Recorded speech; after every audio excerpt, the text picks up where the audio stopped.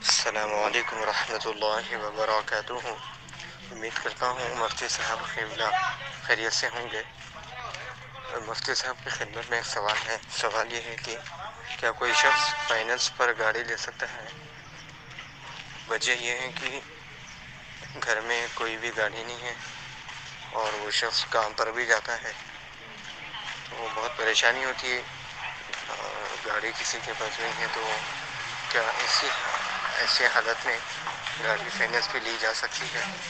جواب عنایت فرمائیں، جزاک اللہ خیر۔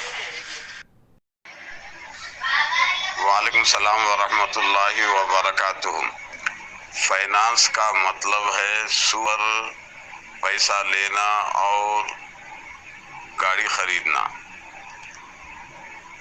سود ادا کرنا۔ شریعت میں سود دینا اور لینا دونوں حرام ہیں، بلکہ لعنت آئی ہے۔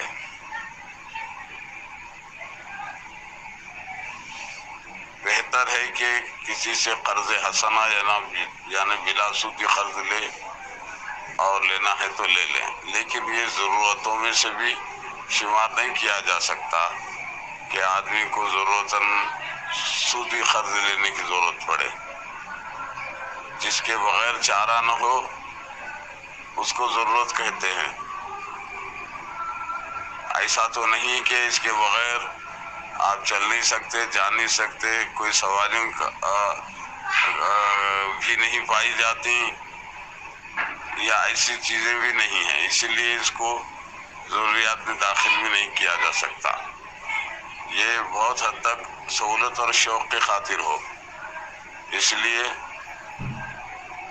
سود پر گاڑی لینا جائز نہیں ہے۔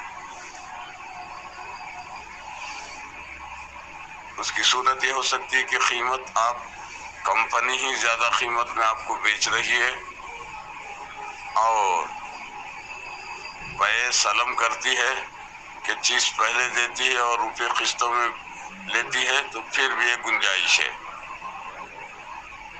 لیکن تھرڈ پارٹی آپ کو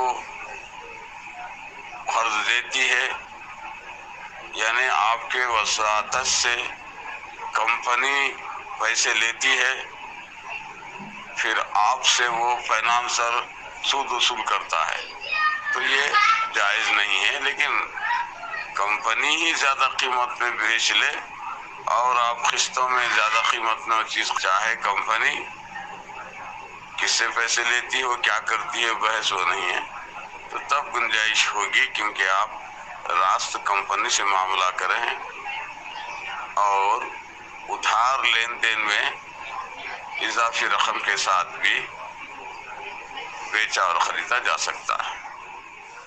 اللہ اعلم بالصواب۔